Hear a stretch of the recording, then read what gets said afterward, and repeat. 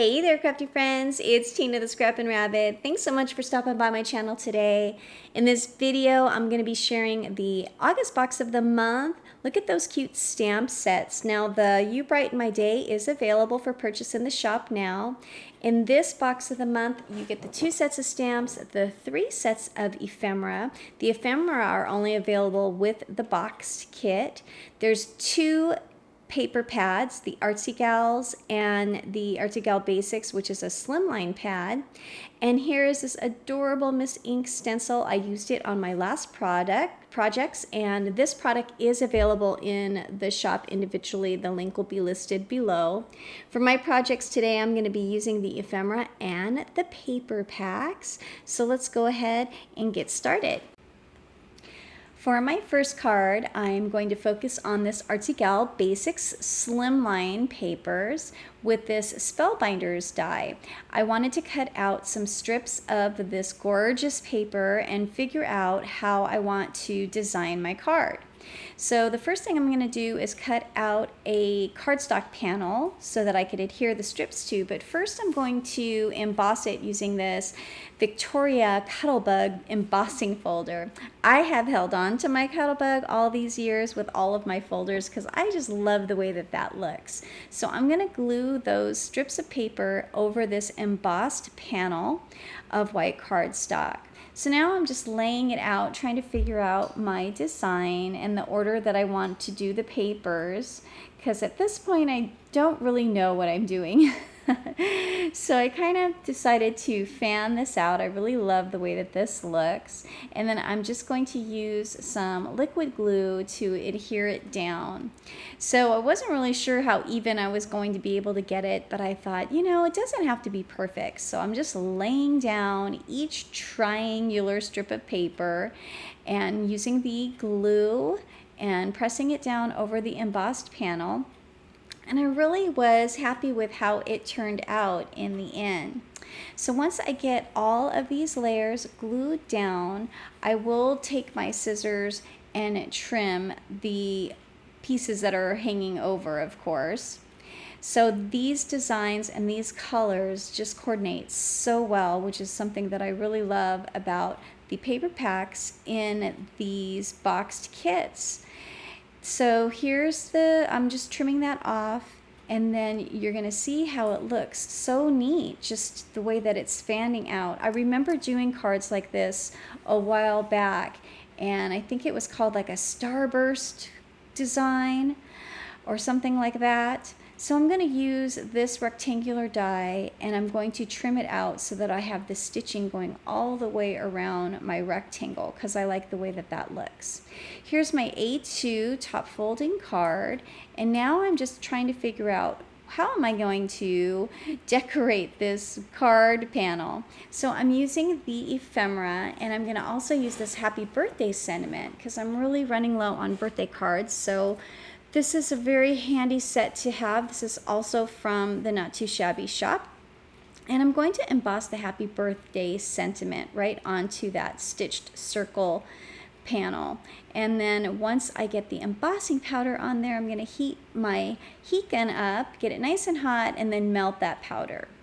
So I thought I wanted to add a little something over that white so that it wasn't too plain, and so I'm just going to add a little bit of the Distress Oxide Salvaged Patina ink. It didn't blend out as smooth as I wanted, but I only needed a little bit to peek through behind the rose.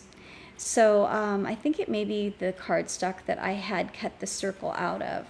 So I'm just going to rub off the excess off of my embossed sentiment, and then now I can glue down the rose as well as a couple of these leaves. I love how easy it is to work with the ephemera, and it looks so pretty. The art on this kit is just so fun. So I'm going to glue that down with some liquid glue, and then I'll pop up that circle for a little bit of dimension. Really, after I did that, all I had to do was put it all together on my card. I wasn't really sure if I wanted to add any bling because I had the embossing on there with all of the patterns. So I felt like that really did a nice job for the design. So once I get my little panel there adhered, I decided that I am going to add some gold sparkle over the rose. The rose has, in the art itself, has some sparkled glitter on there, drawn on there. So I'm just going over the drawn glitter with the actual glitter marker to have it nice and sparkly. Once I get all the little gold dots on there, I'm going to blend it out a little bit using my sparkle marker, my Spectrum Noir sparkle marker. And then the rose really stands out with some sparkle with the gold as well as the iridescent.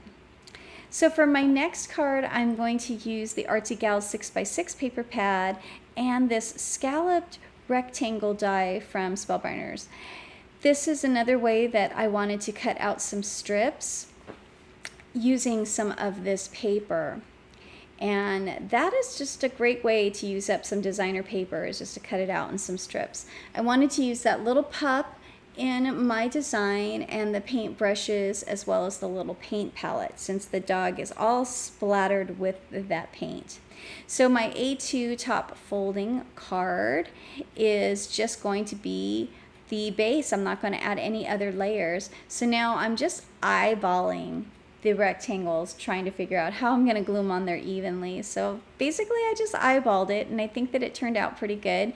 I don't think that it's perfect, but I just glued down each one of those strips the best that I could, making sure that they were straight across the best that I could. Again, I don't think that it turned out perfect, but I think I really like the way that it looked, and not too bad for eyeballing. So there is the lavender, and then that last designer paper will go down, and then that is going to be the card base there with that design. And I really like the way that that looks. So I'm gonna let that dry and then pop up the little pup as well as the paint jar. And I think the palette and the brush, I'm going to just use the liquid glue to adhere those down. But before I get everything glued down, I want to stamp the sentiment at the top. And I was trying to figure out if I wanted to just gamble and stamp, but I thought, you know what, I'm going to use my little stamp platform to make sure that I get that sentiment on there the way that I want, since it's not flat. So I'm doing that, and I'm just using some of that VersaFine black onyx ink, which is my favorite black ink to use. I'm not going to emboss it since I already had glued that panel onto my card base, and sometimes it will warp if you're trying to heat it in the end.